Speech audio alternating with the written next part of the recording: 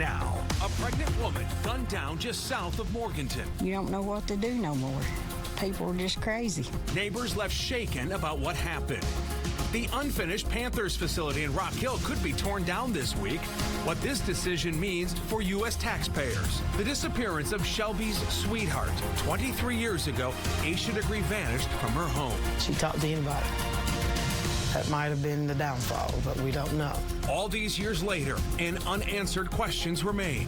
It's tonight's cover story. Also tonight, some big news here. Hyundai and Kia rolling out updates for millions of cars that are missing a key anti-theft device. Hopefully, this will end a string of car thefts we've been telling you about. We have a sweet forecast this Valentine's Day, but you also need to prepare for rain coming up at the end of the week. More on that. And Charlotte has big plans for its transit system, but a way to pay for it may be hitting some roadblocks with state lawmakers. We're going to explain why coming up. Good evening and welcome to On Your Side Tonight. I'm Jamie Bull. Always great to have you here with us. A lot to get to tonight. Also with us, our Siobhan Bryant. She's going to get you caught up on the biggest stories of the day that you may have missed today. And meteorologist Amy Sweezy's in the First Alert Weather Center. Unseasonably warm temperatures today, but a First Alert weather day is ahead. She's going to get you up to speed on that coming up here in just a minute. But first up tonight, we are following some breaking news just into the newsroom. A person has been shot by a deputy in Rowan County. Show you a map here of where it happened on Thriftwood Court. This is near the Yadkin River and High Rock Lake. Our David Wisnick got to that scene just minutes ago. He joins us now live from there. David, I know this is all just coming at us fast here. What have you learned so far? Hey, Jamie. Well, a lieutenant with the Rowan Sheriff's Office did confirm that this is an officer-involved shooting, and as you mentioned, it's off of Thriftwood Court. If you look behind me, I'm sure you can see those blue lights in the background. The house is right down there. What the lieutenant told me earlier was that deputies arrived at this location at around 5 o'clock. They were here to serve warrants. Obviously, there was some sort of altercation that took place. Shots were fired. A person at the home was struck and has been treated for injuries. Now, there were no officers, no deputies have been injured. The Rowan Sheriff's Office will remain on scene probably for quite some time here to try to sort through all this.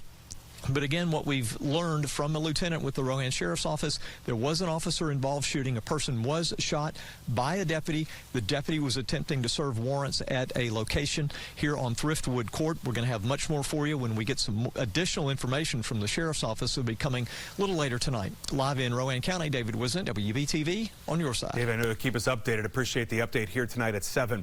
Now to a horrible story in Burke County. A pregnant woman shot and killed just hours before she was supposed to give birth. This happened last Friday near Morganton. Wbtv's Ron Lee talked to deputies working this case, and he asked them what the motive might be. Investigators in Burke County aren't saying what they believe the motive might be, but they are actively looking for people who may be responsible for this. Neighbors who I talked to who are in the area say they have seen violence in the past, but they weren't expecting anything like this. The Burke County Sheriff's Office said they were called out to this home along Clark Loop Road in rural Morganton for what they thought was a cardiac arrest. That's when 41-year-old Brandy Deal was found with gunshot wounds. She did not survive her injuries. Her home still bearing the scars of the shooting. I counted at least 11 bullet holes, many grouped together, possibly showing a gruesome intent. What's worse, neighbors tell me that the victim was pregnant and due to give birth the day after the shooting happened, a fact that sends a sense of shock to those who live here. It's crazy. The whole world's just crazy now. Some of the neighbors tell me that they were so shaken up to hear the news, they are actually considering moving out of the area. In Morganton, I'm Ron Lee, WBTV, on your side. Just a horrible story. Ron, thank you for that. Now to 7 at 7. Our Siobhan Bryant joins us with the 7 biggest stories of the day to get you caught up. Siobhan? Well, Jamie, we start in Charlotte, where police say 2 people were shot and killed in South End. This happened last night just outside the Wooden Robot Brewery on Summit Avenue and South Tryon. Investigators say Deanya Thompson was killed. They also found a man who had been shot. He died at the hospital. Now, according to investigators, the 2 knew each other. Right now, police are calling this incident a murder-suicide. And it's been 85 days since 11-year-old Madalena Kojakari was last seen getting off her school bus. Tonight, Cornelius police released a new photo of little Madalena, whose disappearance was reported to police nearly 2 months ago. Her mother, Diana Kojakari, and stepfather, Christopher Palmer, they're on your screen. They're both in jail for failing to report a missing child. Their next court appearance is scheduled for March 2nd.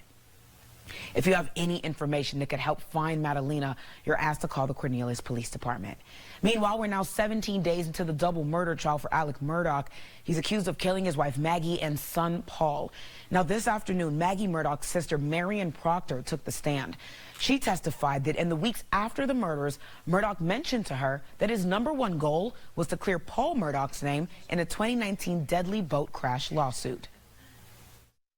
And I thought that was so strange because my #1 goal was to find out who killed my sister and Paul. I don't know how he could have thought about anything else. Proctor further testified that Alec Murdaugh didn't seem to be concerned about finding the killer. She doubled down, saying that it appeared to her that Murdaugh was not living in fear after his wife and son were brutally murdered. Meanwhile, Hyundai and Kia rolling out a software update that they say will slow a recent increase in car thefts. The new update will impact some Hyundais and Kias made between 2015 and 2019. Now, those cars have turnkey ignitions, not the push-button starts, making it easier to steal. The software patch will extend the length of the alarm sound from 30 seconds to 1 minute. It'll also require the key to be in the ignition switch to turn the engine on. And in politics, former South Carolina Republican Governor Nikki Haley makes it official. She announced she's running for president in 2024. Haley made that announcement in a video released this morning. She's also expected to deliver remarks tomorrow in Charleston at a campaign launch event. Haley is the first Republican to jump into the 2024 presidential race this year, facing only her former boss, former President Donald Trump, as it stands currently. And Rock Hill City Council have come to a resolution to get rid of the unfinished Panthers facility once and for all. Rock Hill Mayor John Geddes says his building could be knocked down sometime this week. He says city officials worked hard to negotiate a deal with contractor United Blythe Joint Venture that gives everyone a win, including the taxpayers. The cost of taking it down is not near the $8 million that some have been putting out in public. It's going to cost the city of Rock Hill $1. And the contractor gets the steel, has to crush up the concrete on site and the like, and the risk is on him or his company to make money off of that. But the taxpayers are going to come out in really good shape. Mayor Geddes also taking time to thank the community for its support along the way, adding the journey hasn't been easy and likely wouldn't have been possible without the city's leaders. Meanwhile, Carolina Panthers head coach Frank Reich adding 2 veteran voices to his coaching staff. He's named Jim Caldwell to serve as senior assistant. Caldwell has been head coach in the NFL twice, leading the Indianapolis Colts and the Detroit Lions. Before that, he was coach at Wake Forest University. Reich is also adding Deuce Staley. He'll be serving as running backs coach and assistant head coach. Jamie, that's 7 of the biggest stories happening right now at 7. Interesting staff he's putting together. A lot of national analysts are saying this is a really good coaching group he's putting together here in Carolina. And obviously, after so many opinions coming in over, you know, Tepper's team choosing him over Wilkes, he's going to have to definitely produce. I think a lot of people are going to see what he's going to do this season. Who's the quarterback? That's still the big one, right? That's the question. We're still waiting on that one. Siobhan, appreciate it. Thank you. Turn our attention back to the weather here. Beautiful day today. Hope you got a chance to get outside and enjoy some of that sunshine and spring-like temperatures that we've been seeing. We see the buildings behind you lit up for Valentine's Day. Amy, if you're headed out tonight, you're in pretty good shape, right? Absolutely, yes. So we are about an hour past sunset. So now, of course, the temperatures are starting to drop, but it was 69 officially for the high today in Charlotte. There were some spots that made it into the 70s, but notice that is well above the average high of 56. Tomorrow, our average high goes to 57, and we will be warm once again. Right now, it is 61 in Charlotte. So if you are headed out this evening, maybe you have Valentine plans, not bad. Might want a light jacket, but look at these numbers here.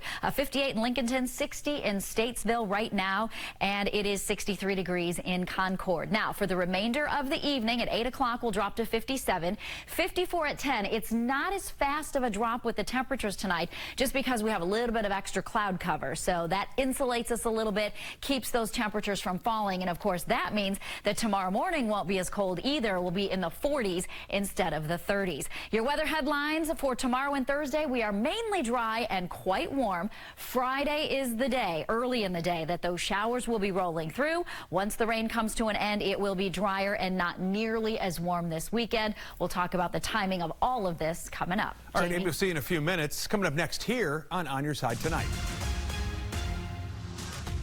Where is Shelby Sweetheart? She vanished more than 20 years ago. Never thought it would be 23 years. 23 years ago when this happened, never thought it would still be 23 years later and we know nothing. her family holding on to hope and memories of their